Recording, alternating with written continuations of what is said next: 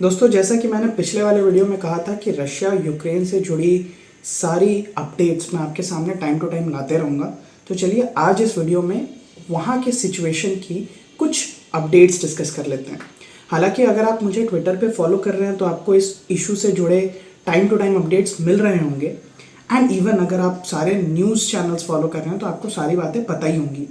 आज हम इस वीडियो के ज़रिए सारे पॉइंट्स को इकट्ठा करके एक समरी के फॉर्म में आपके सामने पेश कर रहे हैं। At the stroke of the midnight hour, when the world sleeps, India will awake to life and freedom. दोस्तों, इस पूरे इशू में सबसे इम्पॉर्टेंट बात इंडियन स्टूडेंट्स की है। करीबन 20,000 से ज़्यादा इंडियन स्टूडेंट्स यूक्रेन में फंसे हुए हैं। ऑपरेशन गंगा ये इंडियन गवर्नमेंट का वो ऑपरेशन है जो इंडियन स्टूडेंट्स को यूक्रेन से भारत वापस लाने की कोशिश कर रही है। अकॉर्डिंग टू गवर्नमेंट वेबसाइट्स और गवर्नमेंट ऑफिशियल्स की अगर बात करें तो अराउंड 80% इंडियन स्टूडेंट्स सेफ हैं। कुल मिला के 17 से 18,000 इंडियन स्टूडेंट्स होते हैं इसमें। कुछ फ्लाइट्स लेके इंडिया वापस आ चुके हैं और कई स्टूडेंट्स अभी नेबरिंग कंट्रीज़ में शेल्टरिंग में हैं। अराउंड 3,000 से ज़्यादा बच्चे अभी भी बॉर्डर नहीं जा पा रहे हैं। कुछ स्टूडेंट्स खारकीव में फंसे हुए हैं 600 से 700 के करीबन। और इंडिया के यूएनएससी में पोजीशन को लेकर, सिंस इंडिया ने यूएनएससी में एब्सटेन का पोजीशन लिया था, इसीलिए यूक्रेन के लोग स्पेशली वहाँ के सोल्जर्स इंडिया से काफ़ी नाराज़ हैं एंड वो इंडियन स्टूडेंट्स पे अपना सारा गुस्सा निकाल रहे हैं। बॉर्डर क्रॉस करने नहीं दिया जा रहा है, इवन उनको बाहर भी निकलने नहीं दिया जा रहा है। कल रात से हम लोग 10-12 घंटे हम लोग यहाँ पर ठंड में बिताया है और उसके बाद भी हमें यहाँ पर जाने को नहीं मिल रहा है। आज तो इन्होंने 2 लॉट इंडियंस के भेजे हैं और उसके बाद सारा सबको इन्होंने भेज दिया है सिवाय इंडियंस के। हम लोग सारे यहीं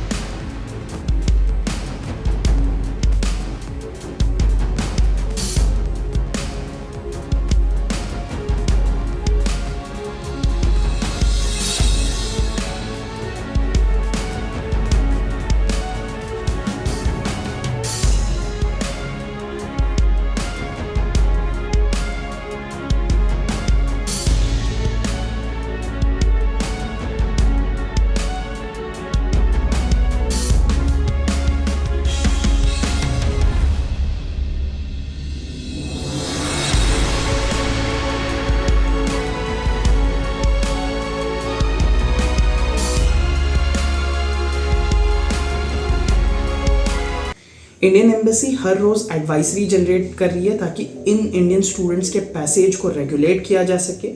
इसके साथ ही इंडियन एम्बेसी ने ये भी कहा है कि अगर आप बाहर निकल रहे हैं या बॉर्डर की तरफ जा रहे हैं तो आपके गाड़ी के सामने अगर आप इंडिया का फ्लैग लगा के रखोगे तो आपको ईजी पैसेज मिलेगी बॉर्डर तक का। एंड इसके साथ ही इंडियन गवर्नमेंट ने या इंडियन एम्बेसी ने खारकीव में रहने वाले स्टूडेंट्स को जल्द से जल्द खारकीव से निकलने के लिए कहा गया है क्योंकि वहाँ फुल स्केल वॉर शुरू हो चुकी है। दोस्तों, अब अगर यूक्रेन की बात करी जाए तो रशिया की तरफ से यूक्रेन में हमला रुक ही नहीं रहा है।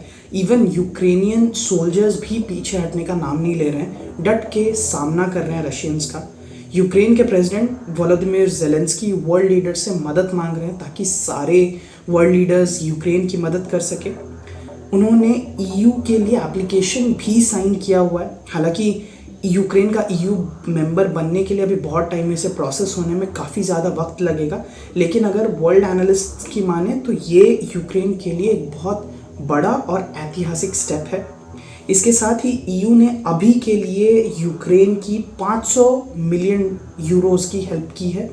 यूएस ने भी $200 मिलियन का सिक्योरिटी असिस्टेंस में हेल्प करी है यूक्रेन की। World leaders, football clubs, international organisation, sport association, सभी लोग रशिया पे सैंक्शंस लगा रहे हैं इस वॉर को लेकर। अब अगर रशिया की बात करें तो रशिया के प्रेसिडेंट व्लादिमीर पुतिन का कहना है कि उन्हें यूक्रेनियन सिटीजन से कोई दुश्मनी नहीं है और वो उन्हें चोट भी नहीं पहुंचाना चाहते। उनकी दुश्मनी यूक्रेनियन गवर्नमेंट से एंड इसीलिए वो government buildings and government institutions पे ही हमला कर रहे हैं। हालांकि जो कि गलत बात है, आप इन वीडियोस से सख्त देख सकते हैं कि वो हर जगह वॉर करने की कोशिश कर रहे हैं। यहाँ रशिया विक्टर यानुकोविच को बैक कर रहे हैं। अगर आपको विक्टर यानुकोविच के बारे में इन डिटेल जानना है तो आप इस वाले वीडियो पे क्लिक कर सकते हैं, लिंक डिस्क्रिप्शन में रहेगा। इसके साथ ही रशिया की जो करेंसी है रूबल, वो दिन प्रतिदिन उसकी वैल्यू कम हो रही है। रशिया में कई सैंक्शंस लगने की वजह से एंड इवन इस वॉर के एक्सपेंस की वजह से वहाँ की इकोनॉमी हर दिन डिप कर रही है। वहाँ के बहुत सारे चीज़ों की प्राइसेस काफ़ी ज़्यादा बढ़ चुकी है, जिससे रशिया के कॉमन मैन को बहुत ज़्यादा प्रॉब्लम होने वाला है आगे भी।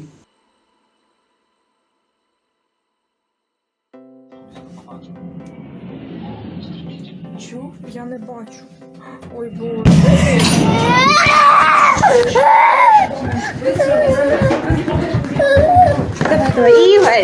अगर हम वर्ल्ड फोरम की बात करें तो यूएन जनरल असेंबली की वोटिंग के बाद 141 नेशंस ने रशिया को कंडेम किया है इस वॉर के लिए। 35 नेशंस ने एब्सटेन किया इंक्लूडिंग इंडिया और चाइना, एंड 5 नेशंस ने रशिया को सपोर्ट किया इंक्लूडिंग रशिया खुद और नॉर्थ कोरिया। तो दोस्तों ये थी अभी तक की अपडेट्स यूक्रेन में चल रहे वॉर को लेकर। अगर आपको टाइम टू टाइम अपडेट चाहिए तो आप मुझे ट्विटर पे फॉलो कर सकते हैं। इसी वॉर में हमने एक इंडियन स्टूडेंट की लाइफ भी गंवाई और वर्ल्ड लीडर्स यही कोशिश किए जा रहे हैं कि ये वॉर एक वर्ल्ड वॉर की शक्ल ना ले ले और कोई डिप्लोमेटिक सोल्यूशन निकाला जा सके ताकि दोनों कंट्रीज विन विन सिचुएशन में रहें। आगे की अपडेट्स हम अगले वाले वीडियो में डिस्कस करेंगे। तब तक के लिए आप इस पूरे वॉर से रिलेटेड इशू को लेकर अलर्ट रहें, क्योंकि इसको समझना आपके और हमारे लिए काफ़ी ज़रूरी है।